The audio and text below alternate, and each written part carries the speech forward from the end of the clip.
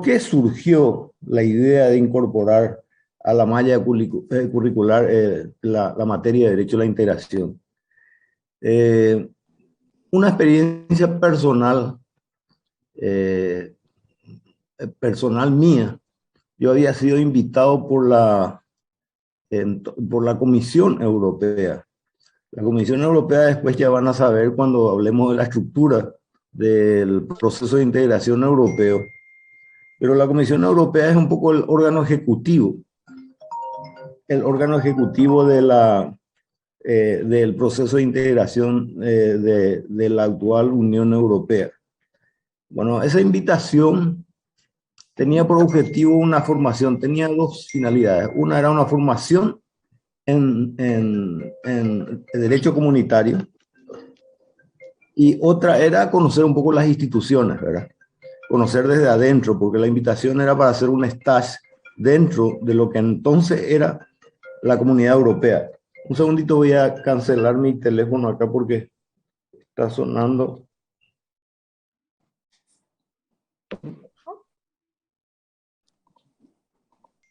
Ya.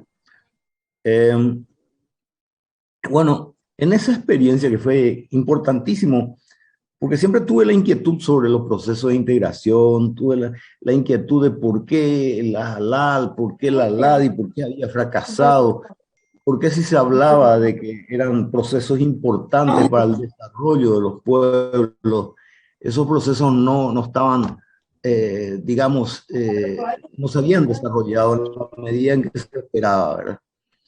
Esas inquietudes tenía, bueno, cuando dice, por favor apaguen sus micrófonos, no sé quién está, no sé quién es la persona, creo que no sé quién es, pero bueno, esa experiencia personal me permitió percibir desde adentro cómo se gestaba el proceso de integración en la Unión Europea.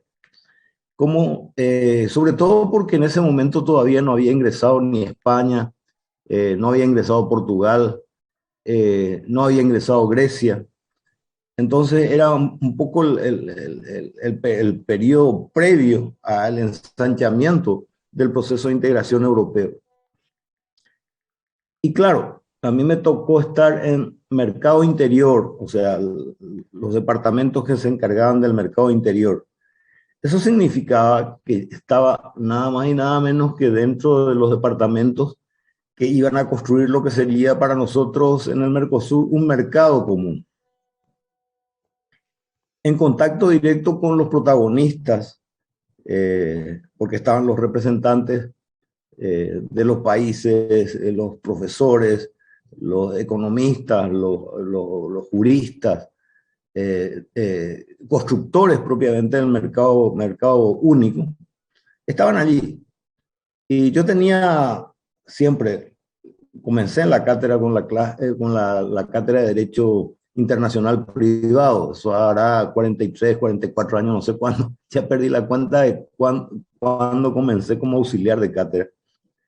Y me tocó estar ahí con los grandes profesores de Derecho Internacional Privado, de Derecho Internacional Público, de Derecho Administrativo, rodeándome con las personalidades del mundo del derecho. Y me quedé fascinado porque comprobé la importancia que un proceso de integración tenía para la construcción de, imagínense lo que hoy es la Unión Europea, ¿verdad? Y me quedé también fascinado y a la vez preocupado porque dije, ¿cómo es que esta realidad que existe en la Facultad de Derecho de la Universidad Nacional desconocemos? No tenemos idea de que se está gestando un proceso de integración y que ya está bastante avanzado y que este proceso de integración va a significar directamente que cualquier actividad de carácter comercial hecha en el futuro tendría que ajustarse a las reglas comunes establecidas por un proceso de integración. Habiéndome dado cuenta de eso y verificando y participando como oyente, naturalmente, de diversas reuniones y más la lectura, porque había mucha documentación, más la lectura de lo que era, lo que pretendía ser y hacia dónde apuntaba la construcción del proceso de integración europeo, esa fue una motivación que me quedó ahí adentro, ¿verdad? En posteriormente, acá en Paraguay, termina el régimen de Stroessner, estamos hablando del 89. En el 90 se sustituye al decano. En el 91 otra vez se sustituye a otro, al decano que estaba, era Juan Ramón Chávez, había asumido como decano de la Facultad de Derecho del proceso ya, digamos, de iniciación del proceso democrático en Paraguay. Y a Juan Ramón Chávez le sustituye el profesor Carlos Mersán. Carlos Mersán ya ha fallecido, fue uno de los decanos a quienes hay que destacar. A Carlos Mersán se debe la construcción de la actual Facultad de Derecho de la Universidad Nacional allí en Trinidad. Él comenzó con su mandato de decano y terminó con su mandato de decano la construcción de esta facultad. Ciertamente el terreno se había comprado antes y todo ese tipo de cosas. Bueno, lo primero que hizo Mersán es convocar a un claustro de profesores. Y un claustro de profesores significa reunir a los profesores para estudiar y analizar cómo estamos en la malla curricular. Ese fue el propósito. Y también el otro propósito de ese claustro en particular era verificar qué materias deberían ser incorporadas a la malla curricular. Se hizo la reunión, el claustro fue un éxito, mucha participación de profesores. Antes no había tantos profesores como hay hoy día, ¿verdad? Pero estaban todos casi los que habían sido escalafonados. Y en esa reunión, en un momento dado se plantea precisamente eso, qué materias.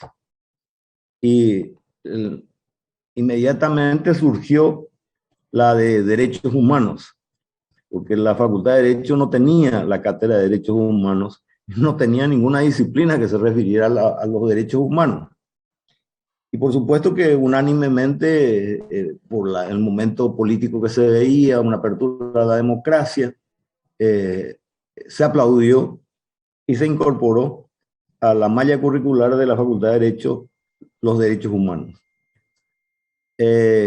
También se planteó la incorporación de propiedad intelectual, porque en toda la malla curricular de la Facultad de Derecho no existía nada referido a la propiedad intelectual, que ya tenía una enorme importancia y que sin embargo no teníamos en la malla curricular.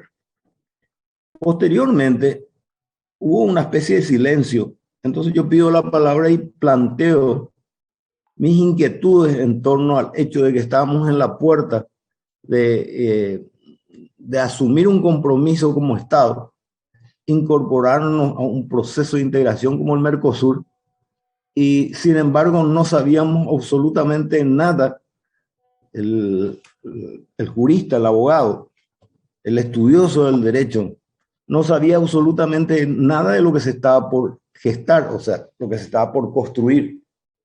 Estábamos en las puertas del Tratado de Asunción, que creó el Mercado Común del Sur o Mercosur, y la universidad estaba totalmente ausente de esa realidad.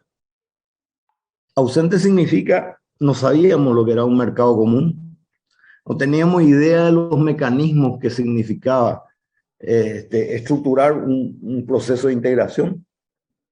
Y la Facultad de Derecho no tenía idea de cómo sería el marco normativo o cuál sería el marco normativo y cuál sería el funcionamiento de ese proceso de integración ya en las puertas de ese proceso de integración. Yo expuse todo esto y expuse sobre todo lo que era la realidad de la comunidad europea en aquel momento y la importancia y relevancia que tenía y tendría el Mercosur, porque iba a modificar totalmente el derecho de la región, ¿verdad? Y que se iba a constituir en un proceso de integración que iba a afectar e interesar a prácticamente toda la población regional. Estamos hablando de Brasil, Argentina, Uruguay y Paraguay, ¿verdad? Como consecuencia, explicaba yo, que toda esta construcción no se puede hacer sin un marco jurídico. Y los mecanismos para avanzar en la integración son mecanismos jurídicos. Y los relacionamientos que pudiera tener el Mercosur con otros estados, con la misma comunidad europea en su momento, no podía suceder si no fuera a través de normas jurídicas. La misma constitución del proceso de integración tenía que hacerse a través de mecanismos jurídicos o instrumentos jurídicos, ¿verdad? Y esa realidad estaba ajena a la Facultad de Derecho. Expuesto. Ever, por favor, silenciar su.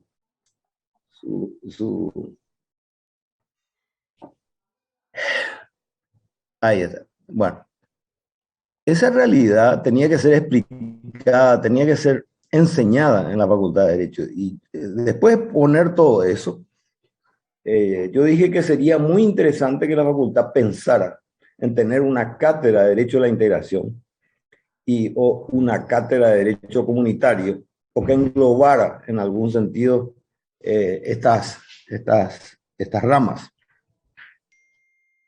Para mi sorpresa, pide la palabra el profesor Paciello, el padre del que es ahora presidente del Consejo de la Magistratura, Óscar Paciello, hijo. Óscar Paciello padre, que era un profesor excelente, un profesor brillante, yo diría brillante porque realmente tenía mucho conocimiento, mucha versación y mucha respetabilidad sobre todo, tanto interna como internacional. Y pide la palabra y para mi sorpresa, en vez de, qué sé yo esperaba escuchar las bondades que tendría los derechos humanos y la propiedad intelectual en su incorporación a la malla curricular, y al contrario, se explayó en la importancia del derecho a la integración y la necesidad absoluta que una facultad que quisiera estar, digamos, acorde con el tiempo en que se estaba viviendo, precisaba tener una cátedra de Derecho a la Integración. Hizo una exposición vehemente sobre la necesidad y ni bien termina de hablar, pide la palabra el decano, Carlos Mersán, y también para mi sorpresa, él se manifiesta un entusiasta absoluto del derecho a la integración y que estaba absolutamente de acuerdo en la necesidad de que esta materia se enseñara en la Facultad de Derecho y que se incorporara a la malla curricular. Así nació esta cátedra. Estamos hablando del año 91. Me encomendaron a mí preparar el programa y solo se tuvo una salvedad que surgió a última hora, que como era una cátedra nueva, tuviera por lo menos 2 años, no como cátedra obligatoria, sino como cátedra optativa para los estudiantes. Y que de acuerdo al resultado de la cátedra en sí, pasaría a ser obligatoria. Preparé la malla curricular del el programa en sí, ¿verdad? Y fue aprobado. Por supuesto, también tuve que hacer otra tarea bastante pesada, que era dotar de materiales, porque era necesario, a pesar de que había mucho material, pero mucho material disperso. Sobre integración, ustedes tienen que entender que cuando hablamos de integración regional, estamos hablando y tocando diversas materias, no solamente derecho, sino también economía, derecho administrativo, porque hay estructuras que deben ser reformadas para que un proceso de integración funcione. Por supuesto, derecho constitucional, porque la necesidad de la habilitación constitucional para la integración, expresión que la debemos a un profesor argentino destacado también, Perotti, Alejandro Perotti, que hizo su tesis sobre la habilitación constitucional para la integración. Entonces también a raíz de eso había que analizar el derecho constitucional. Por supuesto, el derecho comercial, el derecho aduanero, ¿verdad? Todas estas materias estaban involucradas en la idea de un proceso regional. Y por supuesto, esta materia tampoco podía ser enseñada o aprendida sin tener, digamos, contactos con estas diversas materias que estaban siendo involucradas en un proceso de integración. Pero como nosotros somos una facultad de Derecho, teníamos que hacer hincapié sobre los aspectos jurídicos de la integración, pero era imprescindible también tocar los aspectos económicos, comerciales, administrativos, constitucionales, aduaneros, ¿verdad? Y fue toda una creación en la cual, por supuesto, no fue invención mía. Tomé los mejores programas que encontraba, analicé los programas, vi la temática que debía ser parte de un programa de derecho a la integración, sobre todo porque la integración es un proceso siempre dinámico, ¿verdad? A veces se estanca, pero siempre está cambiando, siempre se están incorporando nuevos estados asociados, ¿verdad? En el Mercosur, por ejemplo. Y son realidades que cambiantes, ¿verdad? Los procesos de integración tampoco son estáticos, es decir, comienzan con un proceso básico para avanzar hacia un mercado común, y en la experiencia de la Unión Europea va mucho más. Ya hay una unión política, económica, mucho más profunda. Ya es una realidad diferente que va transformando las relaciones internacionales entre los estados. Si podemos apuntar algo importante a los procesos de integración en general, es que han transformado el relacionamiento internacional de los estados. Han transformado la forma en que los estados se relacionan entre sí para crear una realidad, una entidad diferente, ¿verdad? Y que esta entidad tenga, digamos, casi vida propia, como seguramente el profesor Irigoitia después les va a ir desarrollando. Otra cuestión importante, porque a veces es importante saber no solamente cómo se gesta una materia. Esto yo lo puedo contar, porque yo lo viví personalmente. Pero muchas materias, lógicamente, no sabemos en qué momento ni cómo se incorporaron a la malla curricular, ¿verdad? Sé que hay diversas materias nuevas en la Facultad de Derecho. Por lo menos yo tengo, digamos, la seguridad de que en el planteamiento que hacíamos,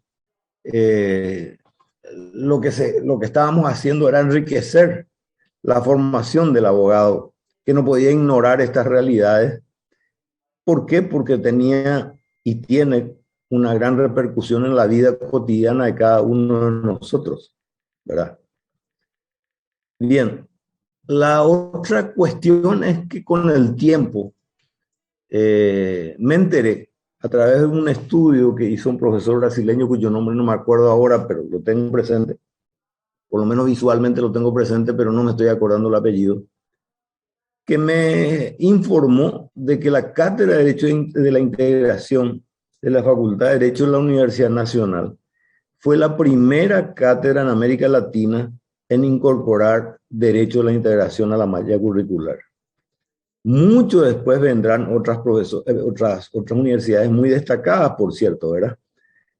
Por ejemplo, la Universidad de la República del Uruguay, la Universidad de Rosario, la Universidad de Córdoba, la Universidad de Buenos Aires, ya hace algunos años otra vez, ¿verdad? Y en Paraguay lo incorporó también Universidad Católica. Y yo ya no sé cuántas universidades nuevas hay y cuántas facultades de derecho hay en esas universidades. Y supongo que, porque he visto que fue así, copiando un poco la malla curricular de la Facultad de Derecho de la Nacional, también tienen derecho a la integración. Tal vez no sepan por qué y para qué, pero tienen en la malla curricular, ¿verdad? Yo les digo que, y me permito referir todas estas cuestiones porque conociendo el origen de una disciplina, la razón por la cual se incorpora a la malla curricular, la razón por la cual se estudia derecho a la integración y se procura conocer el derecho a la integración, cobra un poco más, mayor importancia cuando se sabe el origen y cuando se sabe la motivación que existió y también el momento en que se produce. Hay que entender que la Cátedra de Derecho a la Integración se creó antes de que se firmara el Tratado de Asunción. Este, es decir, nosotros nos anticipamos incluso a la firma del Tratado de Asunción del Mercosur con una cátedra que fue por 2 años, como les dije, opcional. Como era el boom del Mercosur y la firma del tratado, había, por supuesto, mucha ignorancia y mucho interés. Y la cátedra durante esos 2 años tenía lleno completo. Las otras materias, bueno, los profesores, los alumnos asistían, pero en la cátedra de Derecho a la Integración estábamos siempre con número completo. El número de estudiantes que cubrían totalmente el curso. Con esa experiencia, por supuesto, se cumplió en los 2 años y se volvió una materia obligatoria. Así nace esta cátedra, ¿verdad? Y luego se van incorporando profesores nuevos a esta cátedra. El profesor Igoitia ya tiene su trayectoria, tiene sus años, ya tiene su experiencia. Y él les contará cuál fue su experiencia, ¿verdad? La primera experiencia probablemente del profesor Irigoitia fue darse cuenta que esta cátedra te permitía incorporarte o incorporar a la riqueza que uno tiene o pueda tener en su formación aspectos muy importantes en la vida internacional de los estados.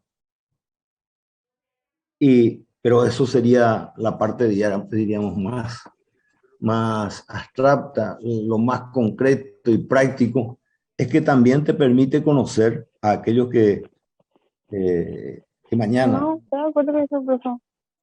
asesoren a Sadi, por favor, si puede apagar el micrófono, que vayan en lo práctico, que vayan a asesorar a comerciantes o a personas que se dedican al comercio para saber cuáles son los mecanismos, cuáles son las restricciones, ¿verdad? Bueno, aquí un poco el pantallazo que les quería dar de esta materia, ¿verdad? Digamos que es una materia nueva como cátedra, pero los procesos de integración se iniciaron en la década del 50. Procesos de integración como los conocemos ahora. Porque si vamos históricamente, bueno, el profesor Irigoyen ya les contará de cuándo se inicia. Pero realmente es una cátedra nueva que se creó justo en el momento de un fenómeno nuevo en la región, que era el Mercosur. Eso también hizo un fuerte impacto de la creación de la cátedra en sí.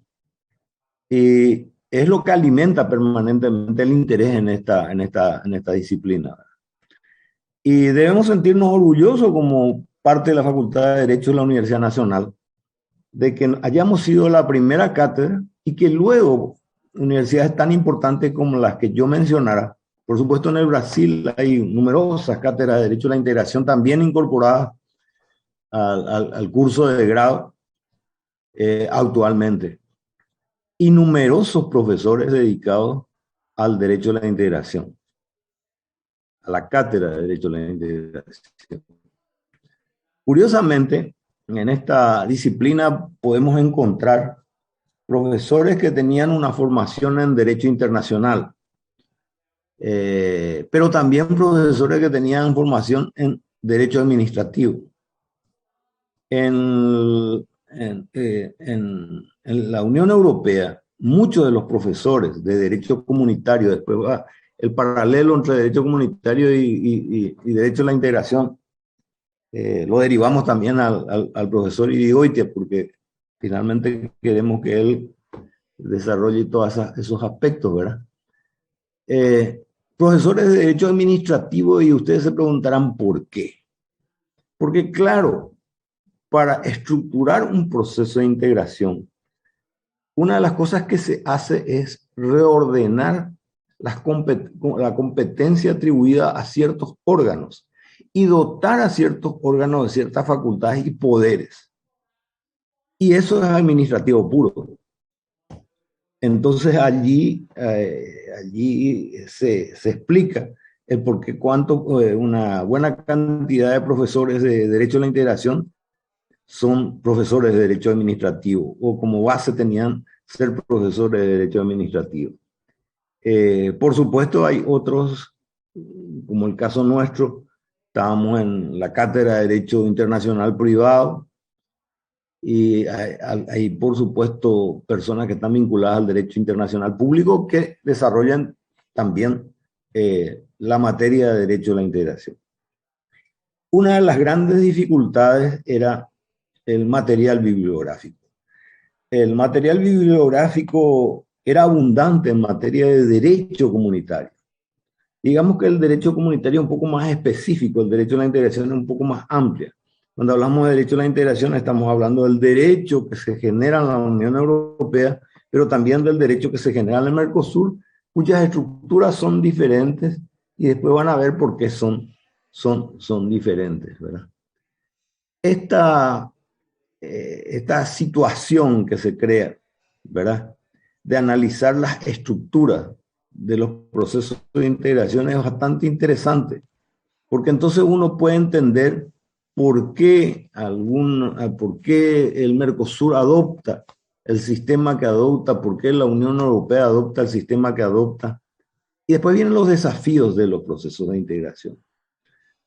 Se supone que los procesos de integración surgen en función de buscar que los estados que se unen en un proceso de integración logren un mejor desarrollo y logren una mejor realización de sus propios objetivos previstos en sus propias constituciones nacionales, ¿verdad? Especialmente el desarrollo económico, pero no solamente se agota en el desarrollo económico. O sea, existe también una situación bastante importante de que los procesos de integración garantizan en gran medida la paz entre los estados que forman parte de un proceso de integración. Si nosotros miramos, y eso también dejamos para el profesor Irigoitia o yo más adelante veremos, si nos fijamos en el proceso de integración europeo, surge después de la Segunda Guerra Mundial. Y fíjense que surge y se incorporan a ese proceso estados que unos años antes estaban en plena guerra. Y se concibió la gestación de un esquema de integración y un proceso de integración, ¿verdad?, precisamente para, en algún sentido, garantizar la paz. La forma en que se iba a garantizar la paz será explicado más adelante también en las siguientes lecciones. En el Mercosur, bueno, no había una guerra, pero sí había una relación bastante tensa siempre entre Argentina y Brasil.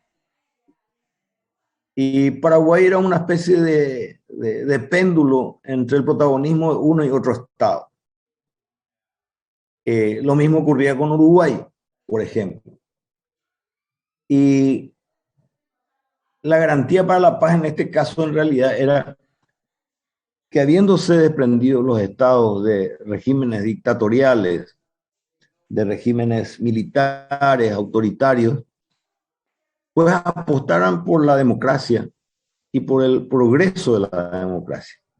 Y en tal sentido, el derecho a la integración también es una garantía para la paz, ¿verdad?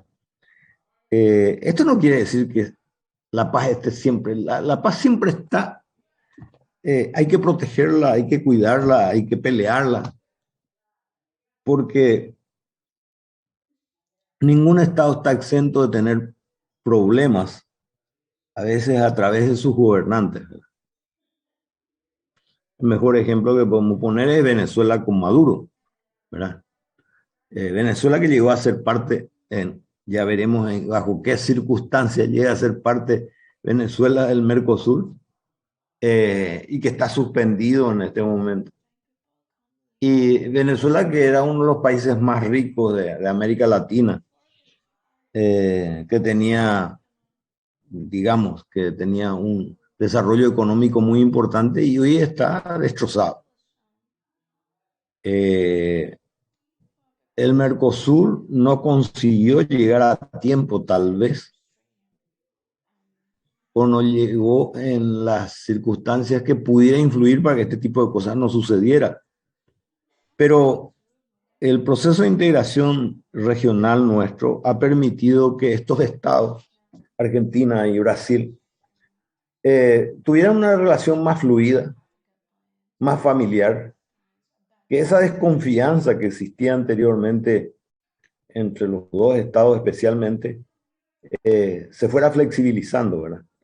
Permitiendo un mejor relacionamiento entre los estados. Siempre van a haber divergencias, diferencias. Donde hay intereses económicos siempre hay contrapuestos o aunque fueran en la misma línea, persiguiendo una mayor oportunidad, siempre van a haber dificultades. Pero los procesos de integración no es que van a corregir todas las dificultades existentes.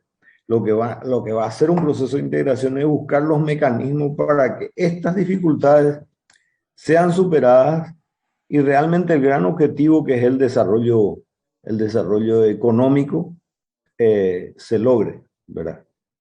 Eh, esta cátedra sirve, entre otras cosas, también para el jurista, el abogado. Eh, por eso es una rama de las ciencias sociales. El abogado no puede ser solamente una persona que conoce derecho penal y derecho civil. El abogado tiene que ser una persona ilustrada, una persona capaz de conocer lo que sucede en, en el país y en el mundo. Tiene que ser una persona que, por esta característica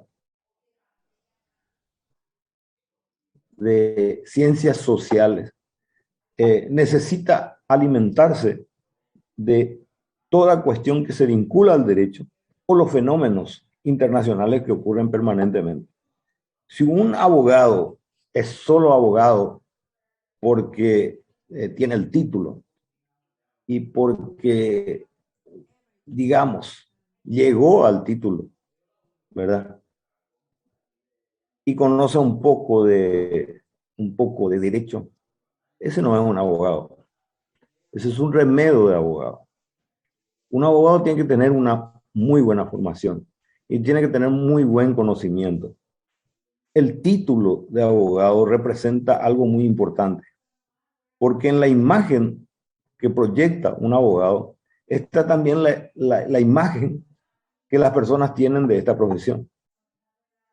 Digamos que esta profesión está bastante degradada, sobre todo últimamente porque cada situación que se dan con los abogados, a veces es muy lamentable. Ahora mismo creo que hay un ejemplo que más vale no recordarlo. Pero todo eso hace que nuestra profesión cada vez más sea mirada como una profesión de refugiados que no tienen otra carrera que seguir, entonces siguen derecho. No niego que gran parte lo hacen por vocación, porque tienen una inclinación hacia las ciencias sociales.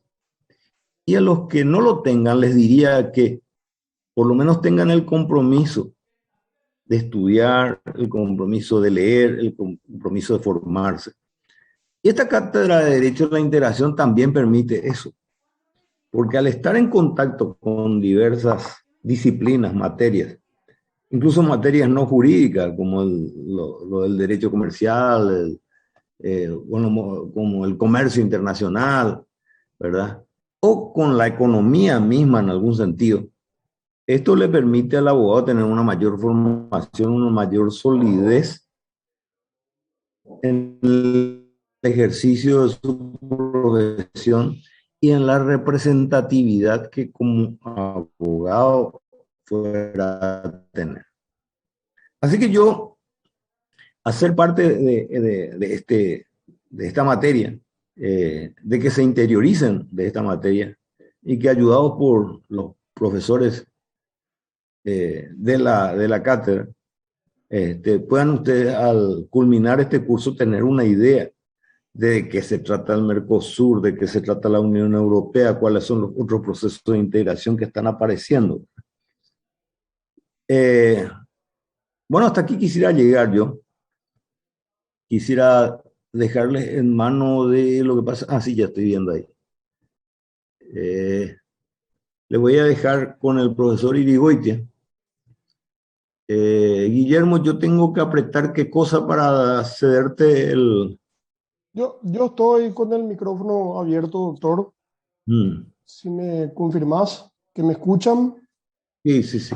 Yo te dejo así tal cual como está. Y cuando se termine apagaré el Zoom. O sea, yo Perfecto. simplemente quiero... Y antes de irme, quisiera decirles de que el profesor Irigoitia es una persona que ya lleva una buena cantidad de años, pero no son los años de docente lo destacable en él, sino su interés, su entrega, su dedicación. Una persona que siempre está investigando. Eh, tenemos otro profesor auxiliar también, que ahora no lo estoy viendo, Gonzalo Gómez Forley, que siempre está colaborando también con la cátedra, con el profesor Igoite y conmigo. Ya lo van a conocer. Bueno, entre los tres vamos a tratar de estar siempre con ustedes, acompañando este curso y que espero realmente de que les satisfaga, porque eso es muy importante, para lo cual es importante también un poco de dedicación por parte de ustedes. Material hay muchísimo, hay un texto por supuesto, pero nadie pretende que todos tengan un texto porque realmente mucha información está en Internet y eso se les va a ir indicando, se les va a ir orientando y sobre esa base o materiales que seguramente yo voy a tratar de seleccionar, pasarle al profesor Irigoitia que les pasa a ustedes, van a tener suficiente material para los que quieran profundizar y para los que quieran prepararse para las pruebas que vendrán en el futuro. Bueno, para mí es un verdadero placer presentarles al profesor Irigoitia y les dejo con él. Muchas gracias, doctor Roberto, por el preámbulo. Muchas gracias por estas precisiones históricas que hacen a la formación de nuestra materia. Eh, Personalmente, no tenía conocimiento de muchos de los hechos que hoy refirió el doctor.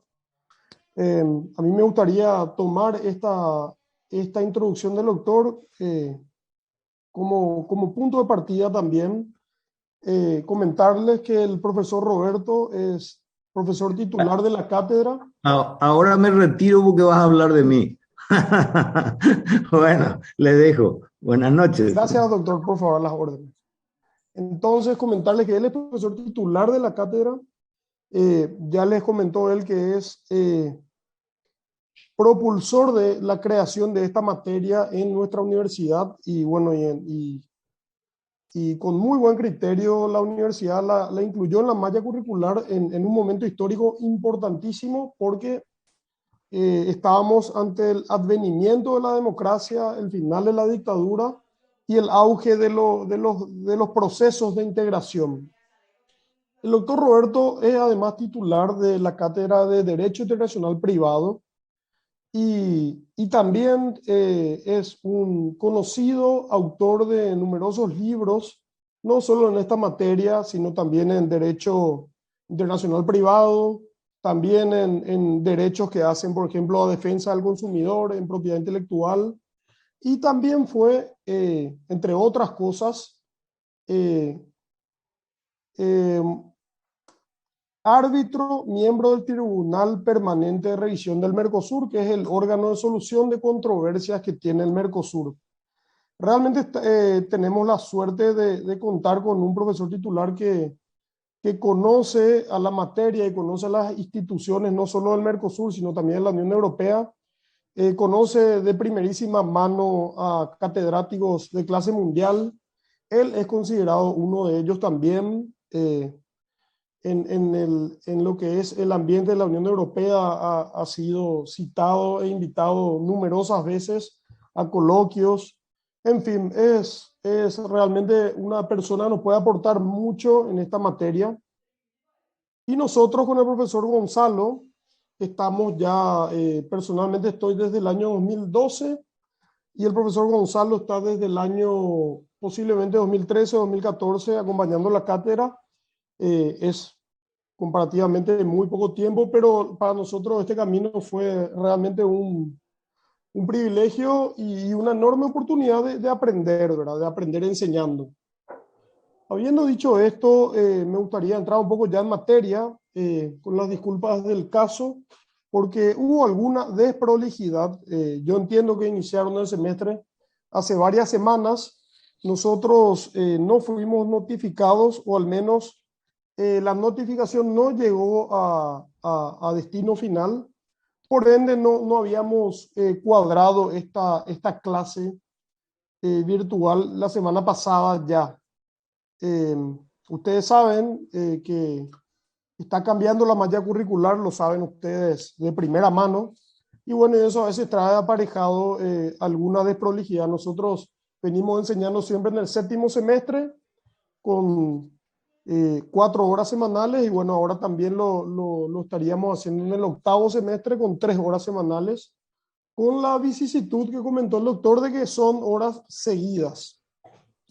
Es probable bueno, que nos apañemos este semestre por este método a raíz de las disposiciones del Consejo Superior Universitario y eventualmente seguro cuando vuelva la normalidad de las clases presenciales estaremos seguramente haciendo una clase magistral de 1 hora con alguna pausa en el medio para luego hacer unas pequeñas conclusiones, un coloquio quizás.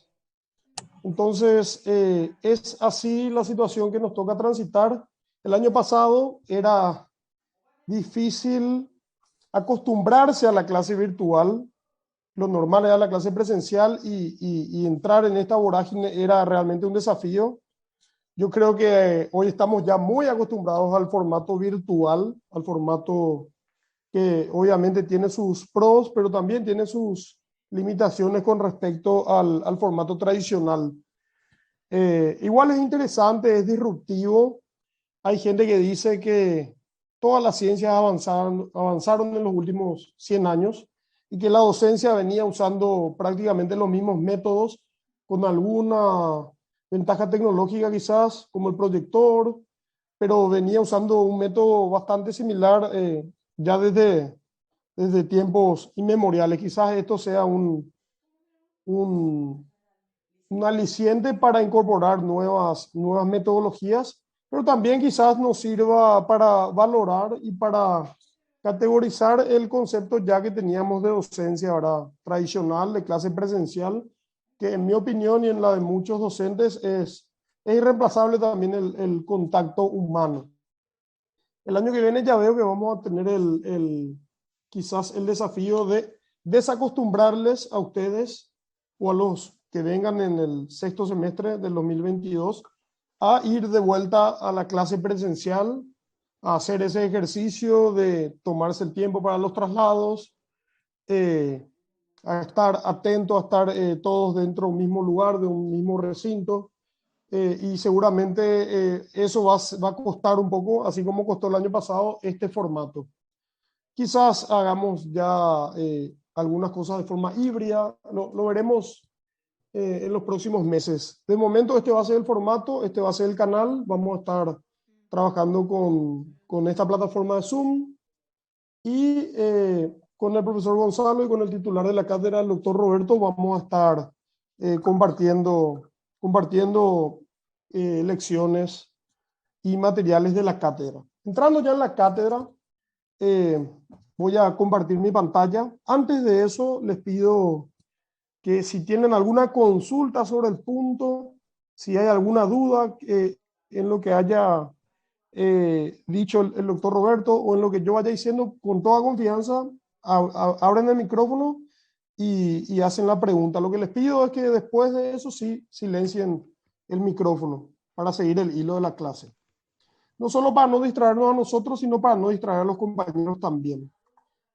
Entonces, bueno, yo no puedo compartir, de todas formas, lo que iba a compartir es el programa. Y el programa todos tienen, se está difundiendo.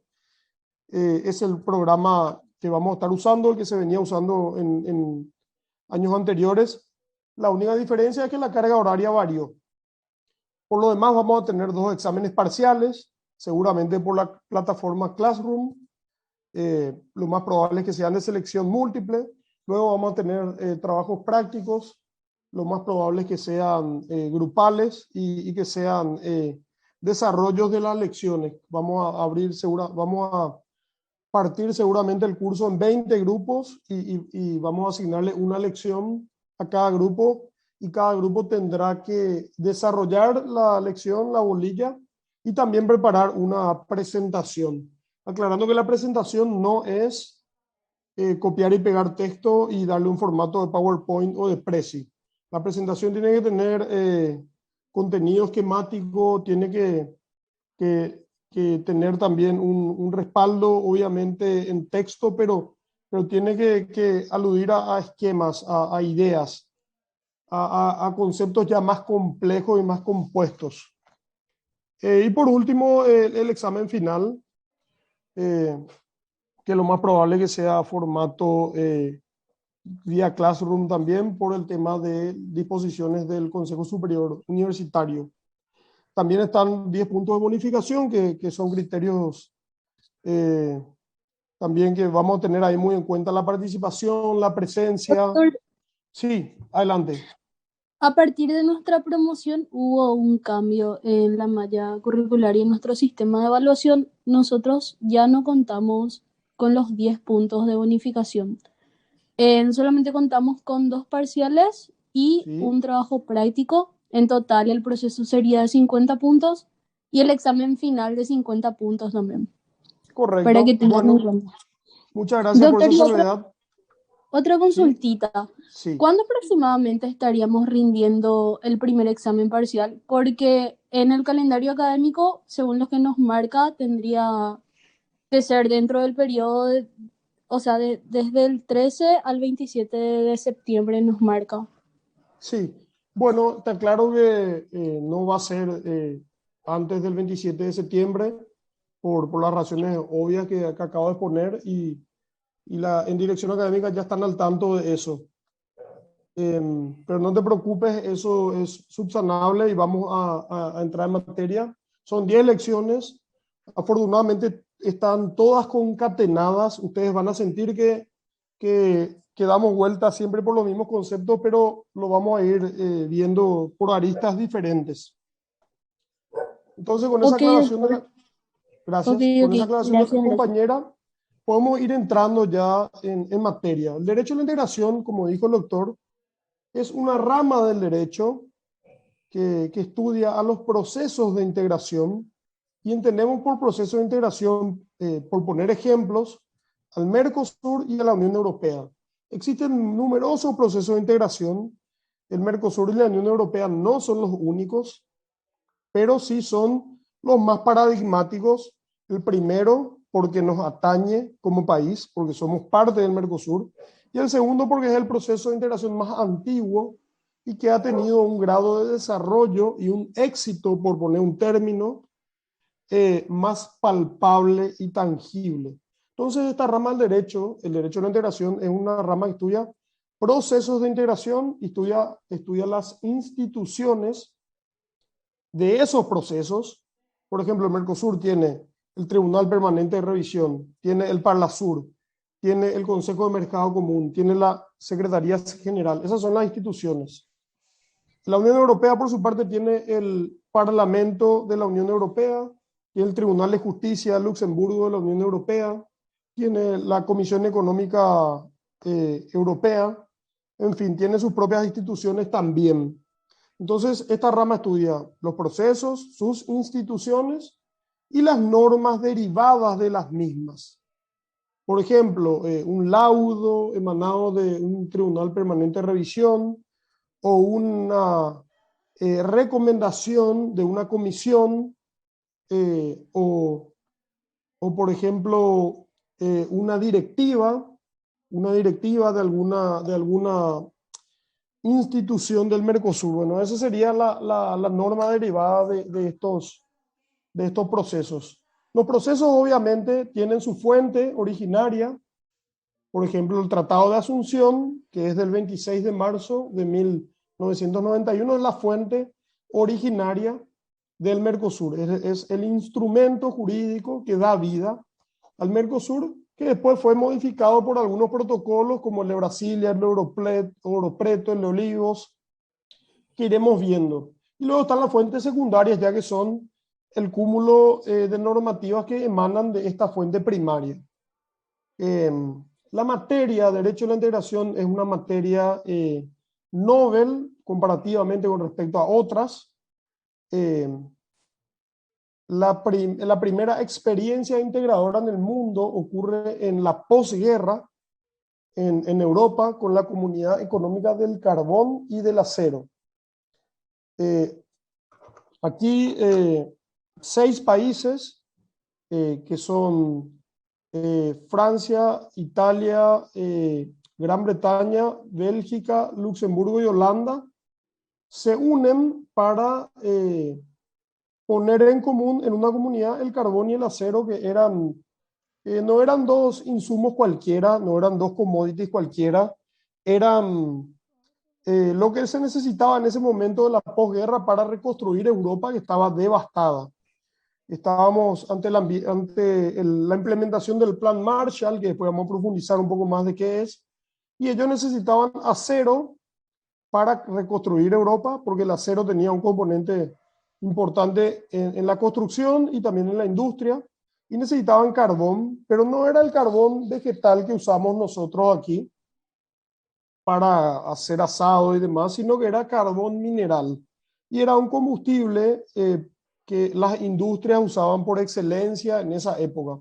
Entonces, estos países ponen estos 2 bienes en común en un espacio, y ahí empieza la primera experiencia en 1950, en esa década, que luego fue evolucionando ya en una comunidad económica.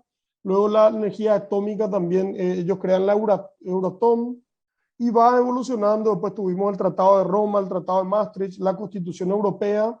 Y bueno, hoy la Unión Europea es un bloque económico, un bloque político, representa una fuerza monetaria y fue disruptivo en las relaciones internacionales.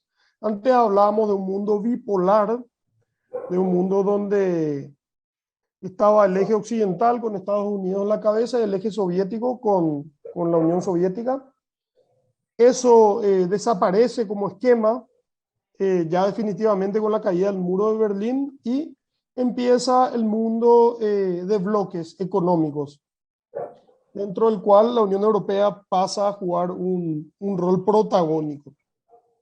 Hoy en día es todavía más complejo porque la Unión Europea existe dentro de un escenario con otras superpotencias como los Estados Unidos, China, otros procesos de integración también pujantes. Entonces, bueno, a lo que vamos es que el mundo hoy en día, esta materia al menos, concibe al mundo como una cuestión transversal, no solo una visión jurídica, también una visión económica, una visión política, una visión en todo holística, una visión que tiene más aspectos de lo que comúnmente como abogados observamos. Por eso es interesante esta materia, porque se muestra como algo muy enriquecedor, porque nos permite, o mejor dicho, nos obliga a tener una noción de economía, una noción de instituciones políticas, una noción financiera, una noción geográfica. Algo muy importante en integración es que el factor geográfico eh, cobra un valor enorme. Los procesos de integración normalmente están condicionados por proximidad geográfica o por algún elemento geográfico en común. La Unión Europea, como su nombre lo dice, es una unión de estados que están en Europa. El Mercosur, por supuesto, como su nombre lo dice, es una unión de países que están en el sur, ¿verdad? En Sudamérica. Pero hay otros procesos, como por ejemplo la Comunidad Andina de Naciones o la Alianza del Pacífico, que tienen claros elementos geográficos en común. En el primero es la cordillera de los Andes y en el segundo, bueno, el Océano Pacífico. Entonces, proximidad geográfica, necesidades en común, objetivos en común, desarrollo económico, pero como dijo el doctor, no se agota ahí, trasciende, va más, y un proceso de integración eventualmente se ocupa de cuestiones sanitarias, de cuestiones educativas, de cuestiones en materia de infraestructura, de cuestiones inclusive en materia de agricultura, en cuestiones políticas, de instituciones democráticas, en fin, va trascendiendo lo meramente económico. Pero es con lo económico con lo que probablemente empieza, es el disparador. El proceso de integración no pretende que los países ingresen a un cajón desastre donde indistintamente se toman decisiones sin mucho consenso, por el solo hecho de estar cerca geográficamente. El proceso de integración, sea cual fuere, tiene premisas en común y tiene, por ejemplo, un profundo respeto por las instituciones democráticas. Un país que no es un Estado democrático ni siquiera puede darse el lujo de ingresar a un proceso de integración, y la mayoría de los procesos establecen cláusulas democráticas donde si se comprueba que no reinan estas instituciones en un país, normalmente hay mecanismos de suspensión y hasta de expulsión. Los procesos de integración obviamente presuponen una hipótesis de paz o eliminan una hipótesis de conflicto. Mal podría uno ir a la guerra, a un conflicto bélico, con un país con el cual está embarcado en un proceso de integración con objetivos mucho mayores, ¿verdad? No solo el bien común, o es decir, el bien común, pero pasando por el bienestar económico, por el desarrollo en un montón de órdenes. Los derechos de integración también respetan la diversidad cultural, la diversidad lingüística, ven esto como un elemento enriquecedor, y en ningún momento pretenden que un país ceda eso. Nadie pretende que el Paraguay deje de ser el Paraguay y deje su riqueza cultural por entrar al Mercosur, o que el Brasil deje de ser el Brasil, o por poner otros ejemplos, nadie pretende que España deje de ser España por ser parte de la Unión Europea. Al contrario, es un elemento enriquecedor, y todo el tiempo se pone en perspectiva eso en los procesos de integración. Los procesos de integración también tienen mecanismos de representatividad muy sofisticados. No son procesos en los cuales hay cúpulas que toman todas las decisiones. Normalmente los procesos tienden a elegir representantes, funcionarios, que representan directamente a los distintos sectores de los estados parte. Dependiendo de la complejidad del proceso, obviamente estos mecanismos son más o menos sofisticados, pero la premisa, lo que se busca es que los ciudadanos tengan esa representatividad en los procesos de integración. Esta materia también nos va a obligar a hacer un relevamiento importantísimo de datos de lo que es la historia contemporánea. Es decir, todo lo que es la formación de los estados, desde la formación de los estados modernos, pasando por la revolución industrial, por la etapa del mercantilismo, por la etapa proteccionista, por la Primera Guerra Mundial y por la Segunda, por el mundo de la Guerra Fría y por el escenario actual, ¿verdad?, en el que estamos. Vamos a abordar todo esto. La primera lección y la tercera tienen un componente histórico muy interesante y realmente a nosotros nos da una enorme idea de dónde estamos, y es súper interesante eso. Es también una de las virtudes que tiene esta materia. Otra cuestión que quería comentarles es que esta materia es una rama autónoma del derecho. Como dijimos, es quizás comparativamente nueva, pero es una rama autónoma del derecho. Tiene su objeto de estudio, que ya lo mencionamos, y tiene la autonomía normativa también, que son, bueno, las fuentes originarias, la doctrina que ya existe y es mucha, y también las fuentes derivadas de los procesos de integración. Y tiene también su autonomía didáctica. Como contó el doctor, en varias universidades ya es una materia importantísima en la malla curricular. El derecho a la integración no es derecho comunitario, no son sinónimos. El derecho comunitario estaría inserto dentro del derecho de la integración. Podríamos hablar de una relación género-especie, porque el derecho de la integración estudia al derecho comunitario, pero también estudia otros procesos de integración menos desarrollados, y el derecho comunitario sí estudia pura y exclusivamente procesos muy desarrollados, supranacionales, que tienen como paradigma por excelencia a la Unión Europea. Vamos a hablar después de cuál es la diferencia o cuáles son las diferencias esenciales entre la Unión Europea y el Mercosur, y vamos a hablar también de todas las otras experiencias de integración de América Latina y a lo largo y ancho del mundo también, ¿por qué no? Bueno, habiendo dicho esto, ¿alguien tiene alguna consulta puntual? ¿Algún punto del programa que le interese, sobre el cual le interese profundizar?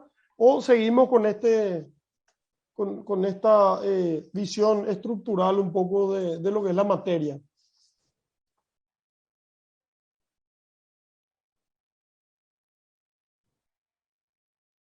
Bueno, retomando entonces. Está todo claro, profe. Sí, Yo adelante. tengo una consulta. Sí. ¿En las clases se va a estar pasando algún tipo de PowerPoint o alguna presentación o no? ¿O todavía no?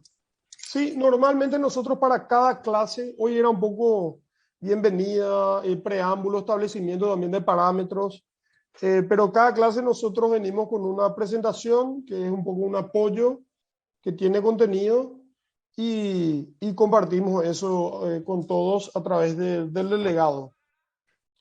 En cuanto a la bibliografía, esta, por ejemplo, este es un libro que se llama Mercosur, Integración y Derecho.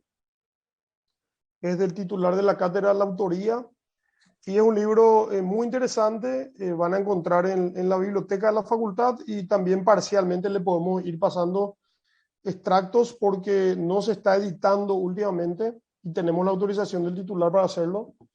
Pero es un libro en el cual vamos a encontrar las primeras 5 lecciones muy bien desglosadas, y nosotros le vamos a ir propiciando materiales también para las últimas 5 lecciones. Entonces, Doctor, ese es el un poco tema de la material. asistencia, ¿cómo será? Y bueno, nosotros tratamos siempre de sacar screenshots de, de la pantalla y llevamos un control. Y lo ideal es, sobre todo por ser una clase de una vez por semana, es que asistan, ¿verdad? Vamos a tratar de ser lo más riguroso que podamos. Bueno, habiendo dicho esto, podemos continuar. Esta materia es interesante también porque tiene vertientes de varias ramas del derecho. Dijimos que es una rama autónoma, pero tiene asidero, por supuesto, en el derecho internacional clásico. Ya van a ver que hay varios instrumentos, inclusive que el derecho de la integración toma prestados, como la dinámica de los tratados, las ratificaciones y demás. También el derecho constitucional juega un rol protagónico en esta materia. La economía, las ciencias económicas como tales también. El derecho internacional privado también, por supuesto. El derecho, las instituciones políticas también. Nosotros vamos a diferenciar muy bien qué es un proceso de integración, por qué no es cuáles son sus diferencias con lo que es, por ejemplo, la formación de estados federativos, etcétera. Entonces, como las grandes ramas del derecho, o las últimas, al menos las nuevas, todas son ramas que se nutren de otras ramas más antiguas. Antes quizás el derecho de la integración se estudiaba como alguna lección, alguna bolilla dentro de otras materias. Bueno, hoy tiene su propio programa académico. También es interesante el conocimiento comercial de cómo funciona el mundo del comercio, cómo se fueron organizando los países. Vamos a abordar eso. Cómo funciona, por ejemplo, la mecánica aduanera, que es lo que se hace para importar una mercadería. Vamos a diferenciar qué es el IVA, qué es el costo logístico, qué es el costo de aranceles aduaneros. Esto va a ser determinante. Por ende, vemos también que tiene mucha vertiente del derecho mercantil esta materia. Entonces el programa está dotado por 10 lecciones, como sabemos. El primer parcial seguro va a ser hasta la lección 5 y el segundo va a ser de las últimas lecciones. Si es que alguien no tiene alguna pregunta puntual del programa, pueden cualquier parte del programa consultar sin temor. Podemos ya dar una introducción de la lección primera.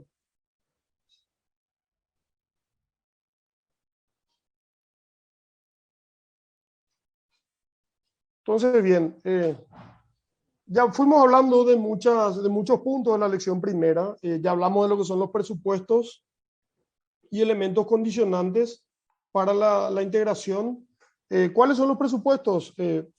Proximidad geográfica, necesidades en común, respeto por las instituciones democráticas, objetivos en común. Siempre el objetivo catalizador es el desarrollo económico, pero no es el único y no se agota en este objetivo. Entonces, esas son las condiciones para la integración. Obviamente, la hipótesis de conflicto se elimina por completo.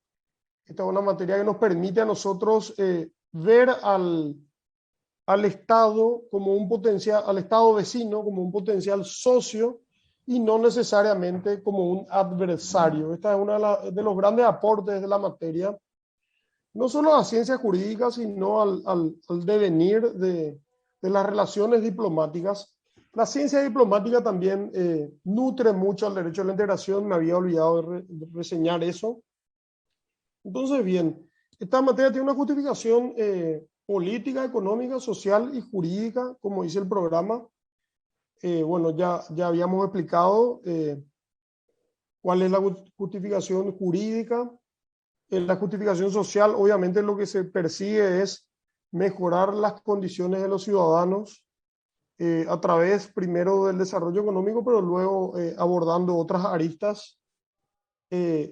obviamente tiene un componente económico.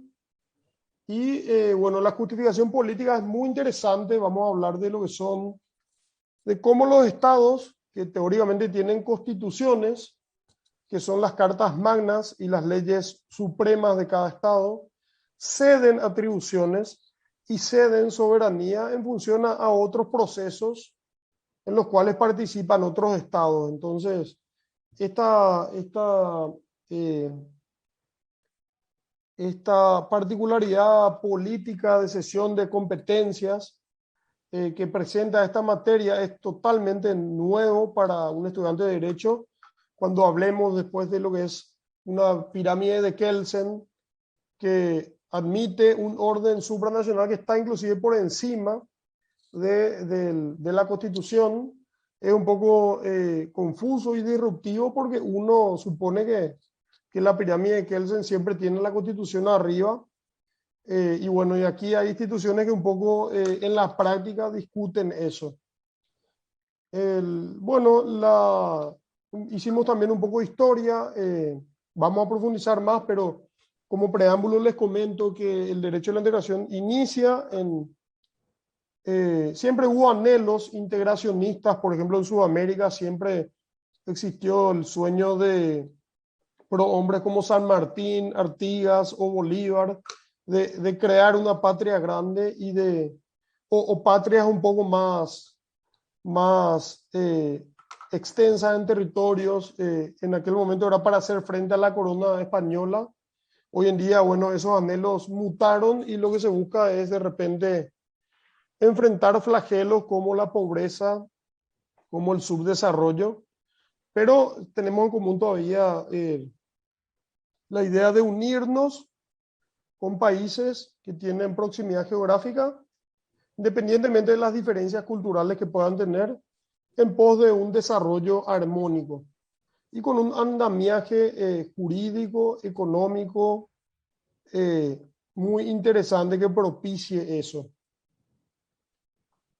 En Europa inicia como ciencia el derecho a la integración, pero en Sudamérica también habían experiencias interesantes antes de la década de los 90. Ya habíamos hablado de los prohombres, de los preindependentistas que ya tenían ese anhelo. Y bueno, y luego hubo varios intentos de uniones esporádicas, coyunturales, hasta que, bueno, llegó el advenimiento de la democracia a inicios del siglo XIX, de 1800. Entonces, con esa formación de estados democráticos y con la consolidación de los estados como tales, tuvimos luego una ola de procesos dictatoriales que luego fue mutando en lo que fue el advenimiento de la democracia. Entre el 70, el 80 y a inicios del 90, todas las democracias de Sudamérica y de Centroamérica las dictaduras fueron tornándose en estados democráticos, y eso propició ya un acercamiento entre los estados. Y en el caso del Mercosur, muy puntual, existió ya una intención de entendimiento entre la Argentina y el Brasil, que eran las dos potencias hegemónicas de esta subregión históricamente, que siempre rivalizaban y se veían un poco como adversarios, y si entraban en alguna alianza era más bien coyuntural, con la concepción en el mundo de libre cambio, libre comercio, y con el esquema proteccionista quedando un poco ya rezagado, se suman algunos ingredientes para que el Brasil y la Argentina en la década del 80 empiecen ya a expresar claras intenciones de acercamiento. Tal es así que firman varios instrumentos, todavía dentro de las instituciones diplomáticas tradicionales o del derecho internacional clásico, actas de entendimiento, protocolos, y luego invitan a la mesa al Uruguay y por último al Paraguay. Y bueno, y ahí toma ya más fuerza la idea de un proceso de integración que en principio no pretende o no pretendía tener el grado de desarrollo de la Unión Europea. Este proceso lo que buscaba era hacer un mercado común, que es un grado de desarrollo importante, pero todavía no es un grado de desarrollo supranacional. Vamos a hablar después de esas diferencias. Entonces, bien, ocurren varios instrumentos, varias negociaciones y el Uruguay, con la invitación de Paraguay y con la condición de entrar en un plano de relativa igualdad, porque nunca se puede hablar de una igualdad exacta, con la Argentina y el Brasil, accede el Paraguay a iniciar este proceso de integración, que es el Mercosur, que en marzo, hace muy poquito, cumplió 30 años.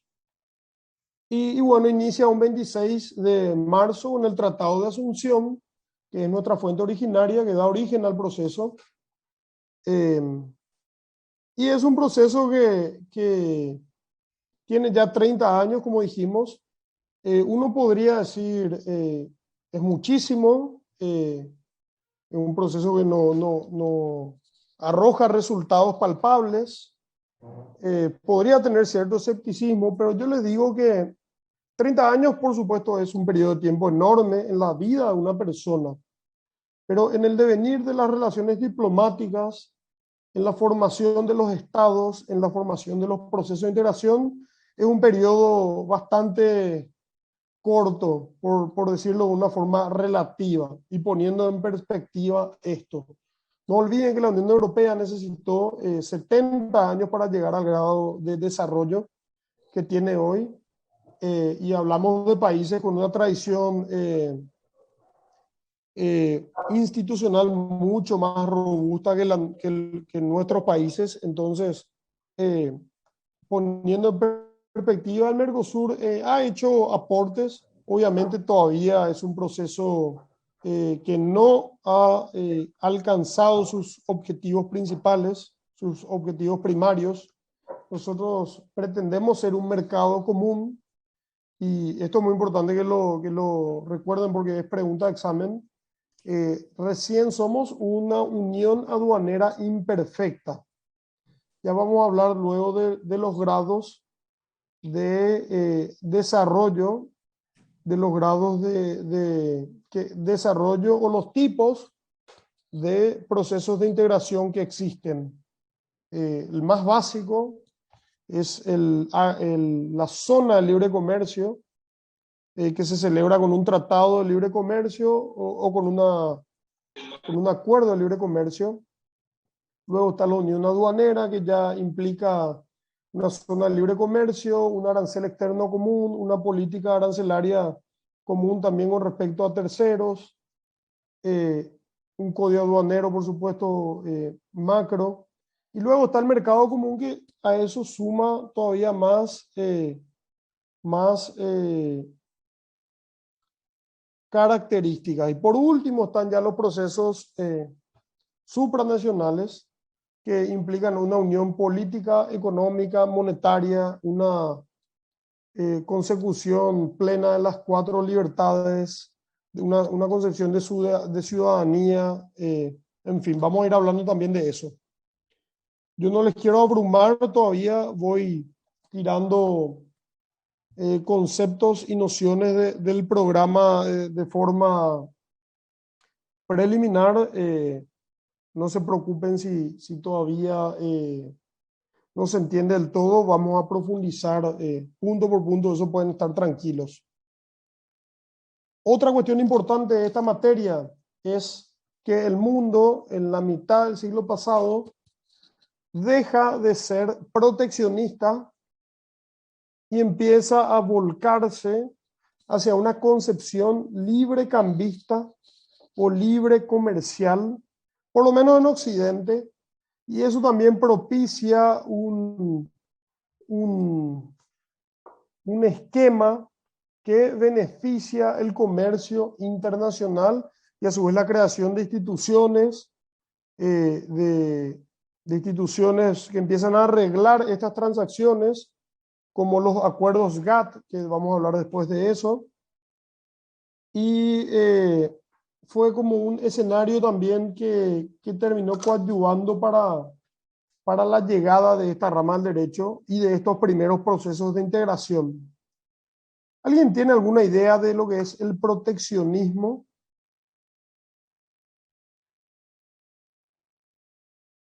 O mientras hablamos, alguien, si escuchó la palabra proteccionismo y lo googleó o fue verificando. Permiso, que Sí, pretende adelante. proteger la agricultura y la industria de un país. Muy bien, por ahí va. Gracias, Josefina. ¿Algún otro aporte?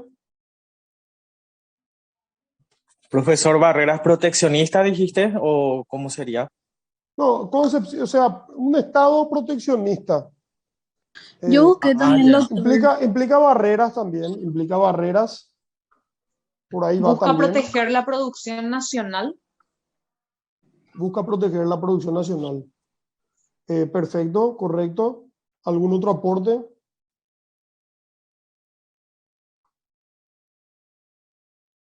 Bueno, es todo lo que dijeron y más. Y yo les pregunto en principio, ¿por qué estaría mal? O sea, el proteccionismo es un conjunto de medidas que busca proteger a la industria nacional en general o a la industria nacional en particular, algún rubro en particular. ¿Y cómo lo hace? Lo hace a través de medidas. Algunas medidas son, por ejemplo, la imposición de barreras a mercaderías que puedan competir con la producción nacional, que puedan venir desde mercados foráneos, o, por ejemplo, la exención impositiva para determinados rubros, los subsidios, todo ese tipo de medidas lo que buscan es Permiso. proteger. Sí, ¿Qué tal, profesor? ¿Podría ser las limitaciones en cuanto a los aranceles de servicios provenientes del extranjero como para encarecer lo del extranjero y que sea menos competitivo para lo que sea nacional? totalmente. Eso es lo que se busca. Se busca desalentar a la importación, sino eliminarla y poner en un plano artificialmente favorable a la industria nacional. Y tiene su aplicación, tiene su fundamentación también en el hecho de que uno busca proteger una industria tradicional o una fuente de trabajo.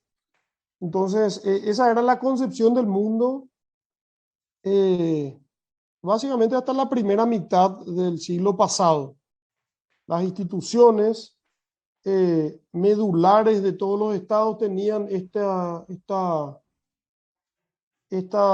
enseña proteccionista y era mi industria, mi producto y bueno, y hasta ahí suena muy bien. Entonces yo le pregunto a ustedes, ¿por qué se abandonó esta concepción del mundo? ¿Por qué les parece? No es una cuestión de modas ni nada, es una cuestión muy, muy, muy pragmática, como casi todo en el devenir de las instituciones políticas y económicas. Yo le digo, ¿por qué estaría mal proteger la industria, proteger el empleo, posicionar al Producto Nacional en un plano importante con respecto a otros? Y bueno, le voy a ir dando algunos motivos por qué el mundo fue migrando hacia una concepción libre cambista, libre comercial o hacia libre comercio. Primero que nada, las instituciones proteccionistas tienen muy arraigado el Estado foráneo adversario. La industria del otro país compite a mi industria, deja sin trabajo a mi industria, su producto rivaliza con el mío, y eso, bueno, trae fricciones diplomáticas, trae incrementos arancelarios, desalienta el comercio, y obviamente nos pone en un plano de beligerancia con los vecinos o incluso con países de otras latitudes. Mi industria, yo la protejo, tu industria es tu problema. Entonces, es una concepción muy limitada de lo que es un mercado económico. Concibe al mercado solamente como un territorio nacional, como un mercado muy local. Recuerden que en términos económicos el mercado es el lugar donde concurren la oferta y la demanda. Y en otra de sus acepciones es obviamente el lugar físico donde uno va y están los vendedores de distintos rubros. El proteccionismo va más hacia esa segunda acepción, ¿verdad? Y equipara más al concepto de mercado con espacio físico. Y hoy en día sabemos que el concepto de mercado es un concepto que trasciende las barreras geográficas. Con el e-commerce y con con toda la disrupción tecnológica, entendemos que el mercado es el lugar donde concurre la oferta y la demanda, y yo puedo comprar productos de cualquier parte del mundo. Y bueno, y eso es un poco lo que se buscó con el libre comercio: estimular el comercio transnacional, bajar los aranceles, porque los aranceles altos desalientan a la importación. Privilegiar al consumidor, esto es importantísimo, privilegiar al consumidor, poner al consumidor en primer lugar y dejar que el consumidor elija los productos que realmente quiere. Si son más caros los productos importados por una cuestión logística, y si el consumidor considera que vale más, así y todo, pues bien, que ejerza esa libertad de elección que el libre comercio concibe. También estimular a las industrias locales, porque obviamente si yo artificialmente recibo ayuda de las instituciones gubernamentales, y yo sé que no voy a competir con productos mejores, mi producto no tiene por qué ser el mejor. Ponernos un ejemplo: yo soy estoy en la industria de la zapatería, y el Paraguay no permite el ingreso de zapatos importados, y si lo hace en un plano con unas barreras arancelarias importantes. Entonces, yo tengo el mercado asegurado, y si tengo el mercado asegurado, mi producto no tiene por qué ser el mejor, mi zapato no tiene por qué ser el mejor, el que dure más, el más lindo, el mejor hecho, ni el más barato. Entonces ahí es donde se empieza a distorsionar esa ley de oferta y demanda, y esa mano invisible que tiene que reglar en el mercado. Todo mercado, toda medida intervencionista en la economía trae quizás un beneficio a corto plazo, pero a menudo viene aparejada con efectos adversos e impredecibles en el largo plazo. Una medida, por ejemplo, intervencionista, bueno, es subir aranceles, favorecer determinada industria, subvencionar, etcétera. Eso soluciona problemas a corto plazo, apaga incendios, pero crea flagelos mayores. Entonces, bueno, esta era un poco la cosmovisión proteccionista que, bueno, terminó desencadenando en 2 guerras mundiales atroces, y que ya venía del mercantilismo, que era un poco el esquema anterior al proteccionismo, que vamos a hablar del mismo también en su lección correspondiente. Entonces, el libre cambio lo que propone es esto, ¿verdad? Privilegiar al consumidor, alentar al comercio internacional, eliminar los aranceles, poner a todas las industrias de pie. Obviamente en el corto plazo esto también es cruel, porque si tu industria es una industria que no invirtió en investigación y desarrollo, que no invirtió en capacitación, compite en el escenario mundial, y obviamente no no es ni el mejor producto, ni el más barato, ni el más duradero. Entonces, a menudo en el corto plazo también el libre cambio, así como tal, puede generar complicaciones. Lo interesante del libre comercio es que no genera distorsiones porque está basado en leyes económicas que son espontáneas, esporádicas, como la ley de la oferta y la demanda, y que a menudo tienen correcciones para bien. Entonces, otro componente del libre comercio importantísimo es la globalización. Y me gustaría hablar también un poco de eso porque es uno de los pilares de nuestra materia. Esta materia hubiese sido imposible de concebir si el mundo no hubiese estado ya relativamente globalizado. Alguien ahí encendió el micrófono, iba a comentar algo.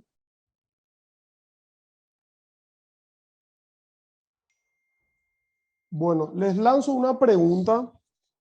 ¿Qué entienden por globalización? Es uno de esos conceptos que todos sabemos perfectamente qué es, sabemos a qué me estoy refiriendo, pero si yo les pido que enuncien una definición, un concepto, que lo pongan en dos líneas, de repente se complica un poco. Entonces, hago un poco de ese ejercicio y les invito a que esbocen alguna idea de lo que es la globalización. Y no googleen porque nos vamos a dar cuenta. Prefiero que incluso se equivoquen, pero que traten de hacer el intento, valga la redundancia. Pueden decir características también, no hace falta que den una super definición. Globalización. ¿Qué es Profe, y por qué es importante para nuestra materia? podría ser como la integración de los países del mundo con un fin, con una finalidad en común. Bueno, ahí dijo Marcos una palabra interesante, integración. Ahí va. Estamos todavía en un plano muy tautológico, pero por ahí va. Obviamente la integración y la globalización lo que hacen es unir, amalgamar, pero podemos ir un poco más. Tampoco hay una definición oficial de la Real Academia de lo que es globalización y las otras están mal, ¿verdad? Hay varias definiciones, porque la globalización es un fenómeno y como menos es una cuestión dinámica, no es un objeto. Podría ser también un acercamiento económico entre todo el mundo. Sí, o sea, trae aparejado el acercamiento económico y es como el huevo y la gallina. El acercamiento económico también es lo que propició la globalización a través de la historia. Pero todavía estamos en un plano muy tautológico. Sería la evolución más bien de los países Bueno, en cuanto a política y economía. Y es otra de las consecuencias quizás de la globalización. Implica cierta evolución, pero bueno, la globalización también puede implicar fenómenos no del todo buenos, como guerras, pandemias, etcétera. Profesor, Sí, ¿podría adelante. ser algo así como la generalización a fin de llegar a la uniformidad? Ahí sí te discuto porque esta materia y la globalización no persigue una uniformidad. Al contrario, cada vez se encuentra más riqueza en la diversidad. Y la Unión Europea, por ejemplo, se enorgullece de tener casi 30 lenguas oficiales y de tener personas de distintas razas y de distintos credos políticos, religiosos, culturales, etcétera. La uniformidad de repente no es una premisa ni de la globalización ni de la integración, pero es interesante como punto de partida para este análisis, ese aporte. Ok, gracias, profesor. Profesor, ¿y no sería también conexión de mercados, tecnologías entre países o algo así? Ahí dijiste dos palabras clave, conexión, pero sobre todo hablaste y dijiste tecnología. Y eso para mí es un catalizador ya que nos invita a así ya eh, enmarcar un concepto un poco menos vago. La globalización. Para mí, a mí la definición que más interesante me pareció es que la globalización, como les dije, es un fenómeno que trae aparejado la eliminación de las barreras geográficas, es decir, de la distancia, gracias a un componente tecnológico. Recuerden, globalización es la eliminación de la barrera geográfica o de la distancia gracias al componente tecnológico. Entendiendo a innovación tecnológica como de una forma mucho más amplia a la que nosotros entendemos a menudo. O sea, tecnología no es necesariamente ir a Nisei o a Galería Central y comprar el último iPhone o comprar un dron. Eso es tecnología, pero la tecnología es mucho más amplia. Por ejemplo, la invención del fuego fue un avance tecnológico. La invención de las primeras herramientas fue un salto tecnológico enorme. La invención de la agricultura fue un salto tecnológico. La rueda fue una invención y un adelanto tecnológico enorme para su época. Y fíjense que, ¿qué se consiguió con eso? Se consiguió eliminar la distancia. Se consiguió eliminar la limitación geográfica gracias a la rueda. Bueno, luego con el advenimiento del desarrollo de las telecomunicaciones, que hoy entendemos como TICs, las tecnologías de la información y las comunicaciones, esa distancia, esa barrera empezó a disiparse, a desaparecer, y el hombre empezó a vencer esa limitación gracias a la tecnología. Tal es así que con la globalización nosotros estamos enterados en tiempo real de todo lo que ocurre en el mundo y podemos acceder a productos de todo el mundo y podemos entender la cosmovisión de personas a lo largo y ancho del mundo. Yo no estoy diciendo con esto que porque existan ventajas tecnológicas, yo me pueda meter en Google Maps y entro en la Capilla Sixtina y ya eso me habilita a mí a decir que estuve ahí. Obviamente la experiencia in situ tiene una riqueza enorme, incomparable, pero sí la globalización ha dado pasos enormes, eliminando esa distancia que existía entre yo y ese punto específico.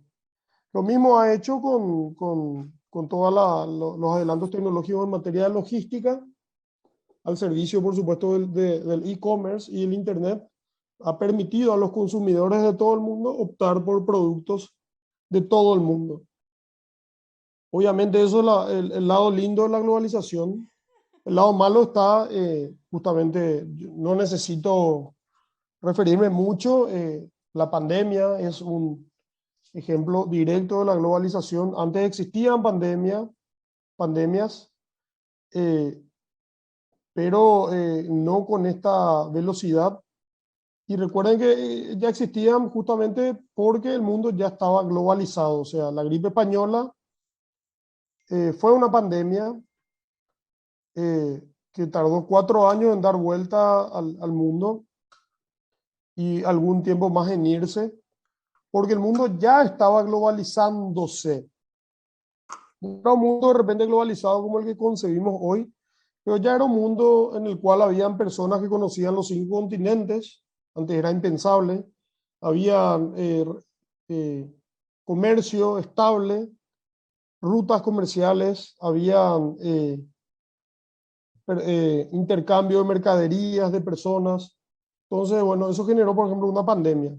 Otro de los males de la globalización es, por ejemplo, por ejemplo, hoy en día existen estos challenges que hacen los chicos, que son de repente juegos para probar valentía o presumir coraje, en el cual se van estableciendo pruebas. Bueno, eso es una de las cosas malas, por ejemplo, que trajo la globalización o la depresión por el abuso de, de las redes sociales, es otro de los males de la globalización. Pero bueno, poniendo en perspectiva lo que es como fenómeno, eh, entendemos al mismo como una condición también sine qua non para que esta materia de derecho a la integración exista, ¿verdad? Esta materia existió en un esquema de mundo globalizado. O quizás sea como el huevo y la gallina, quizás un mundo ya más integrado fue afianzando y propiciando también una mayor globalización. Y entendiendo a la globalización siempre como fenómeno, no como un objeto hermenéutico o finito, sino como un fenómeno. Y como todo fenómeno es pasible de mutación y de alteraciones. ¿Algún comentario, alguna duda con respecto a estos puntos?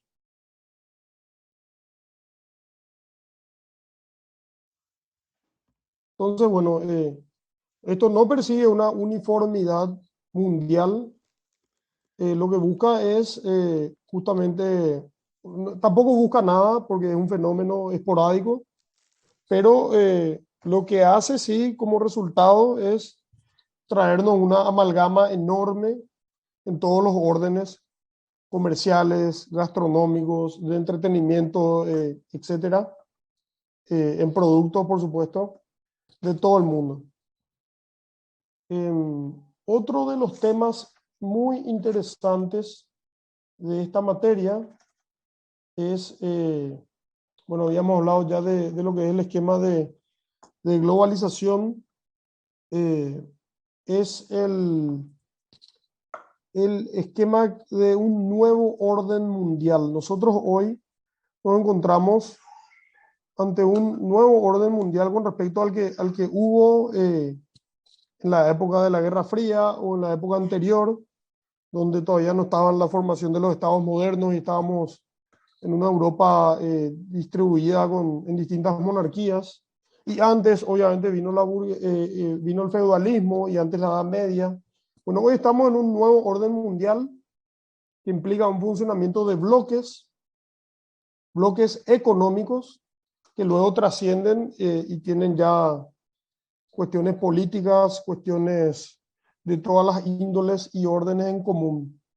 Entonces es un mundo en el cual se abandonó esa bipolaridad que existió gran parte del siglo pasado, donde había un eje soviético y un eje occidental, y hoy estamos en un mundo de bloques, donde existen bloques económicos importantes, que están marcados por mercados importantes, por número de consumidores y por capacidad de producción. Están marcados también por disponibilidad de recursos Media hora no me voy a dejar. naturales. ¿Perdón?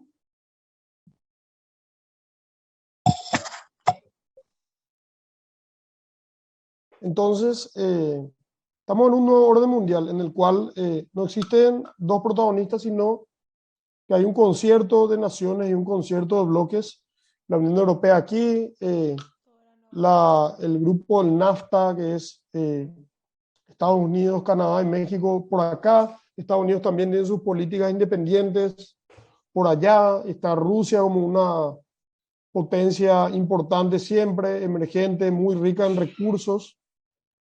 Está la China como una superpotencia emergente. Están los bloques de países asiáticos exitosos económicamente como Corea del Sur, Singapur, Japón, por supuesto. Bueno, estamos los países en vías de desarrollo, como ser México y Brasil a la cabeza, pero también está, bueno, lo que es el Mercosur. Están los países decididamente pobres o subdesarrollados, como los estados subsaharianos. También están los países del Medio Oriente en conflicto permanente y en estado de beligerancia permanente. Entonces estamos en un nuevo orden mundial en el cual, gracias a la globalización, todos estamos un poco en la misma bolsa. Antes no tomábamos conciencia de eso, pero bueno, ya a raíz de los últimos acontecimientos y de este nuevo orden, sí, gracias al componente tecnológico y gracias, ¿verdad?, a otros fenómenos que nos invitan a razonar en este sentido. Uno de ellos es el calentamiento global y, bueno, el cambio climático. Es algo que nos permite y que nos sugiere cada vez más que estamos en un mundo de bloques, todos girando o bailando al mismo compás. Antes, por ejemplo, para que vean que el mundo está cada vez más globalizado, antes la gran epidemia que existió fue la peste negra. ¿Alguien sabe qué es la peste negra? ¿O recuerda? ¿O tiene alguna noción? Yo estoy seguro que sí. ¿O alguien quiera aportar? Bueno, la peste negra fue una epidemia gigantesca que llegó a toda Europa y a gran parte del Asia y que mató a 1.000 millones de personas, que en ese momento era la mitad de la población mundial. No fue una pandemia, porque de acuerdo a la Organización Mundial de la Salud, la pandemia implica que sea una enfermedad con presencia en los 5 continentes y con una presencia importante. Bueno, en esa época, por motivos obvios, no llegó a los 5 continentes, entonces no fue una pandemia como tal. O si llegó fue algo muy marginal porque no existía un mundo globalizado, no existía todavía una cadena logística tan importante. Ya existían rutas a Oriente, ya existía navegación y un montón de adelantos logísticos y tecnológicos, pero todavía no estábamos en este mundo, en este orden. Entonces, bueno, eso explica un poco también por qué hablamos de un mundo ya más integrado y más globalizado. Y es lo interesante también de esta materia, que es una materia que tiene una visión muy holística de las cosas. No es tan de su objeto de estudio y de ese hueso, sino que mira un poco más que la mayoría de las materias y busca tener una visión amplia que a nosotros nos aporte nociones económicas, diplomáticas, nociones culturales, nociones geográficas, históricas, interesantísimas. Bueno, ¿alguna pregunta puntual? Tampoco le queremos abrumar mucho por hoy. Las próximas clases sí ya van a ser más puntuales, lección por lección, sin perder esa impronta holística que tiene esta materia y que hace que sea tan interesante, ¿verdad? Obviamente un grado de tecnicismo en algún punto vamos a tener y vamos a ser bastante rigurosos lección por lección. Pero siempre hay una explicación y un porqué que es de repente más acompañado por el sentido común y por fenómenos esporádicos, históricos, que trascienden al solo derecho.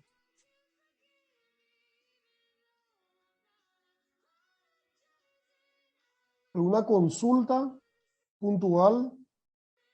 Por cuestiones didácticas Por mi estamos... parte, no, profesor. Gracias. Por la... Tampoco, profesor. Pues yo les agradezco mucho a los presentes por su tiempo, por su atención. Realmente tuvimos 2 horas intensas.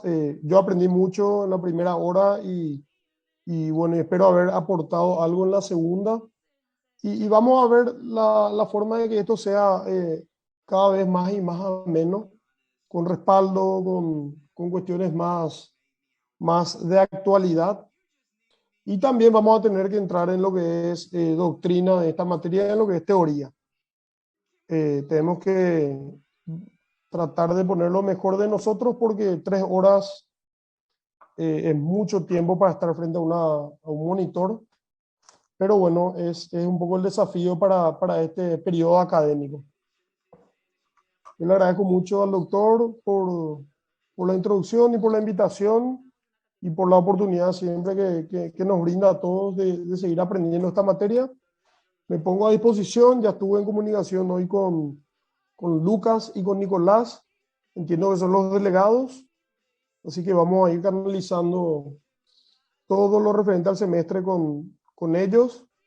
Y también el profesor Gonzalo va a estar acompañándonos desde el miércoles que viene. Él estaba cursando un posgrado en este mismo momento y solo por eso no pudo acompañarnos. De mi parte todo, les agradezco de nuevo y espero verlos el jueves que viene, el miércoles que viene. Saludos cordiales. Gracias, profesor. Gracias. Muchas Gracias, doctor. Nos vemos. Muchas gracias, doctor. Gracias, buenas noches.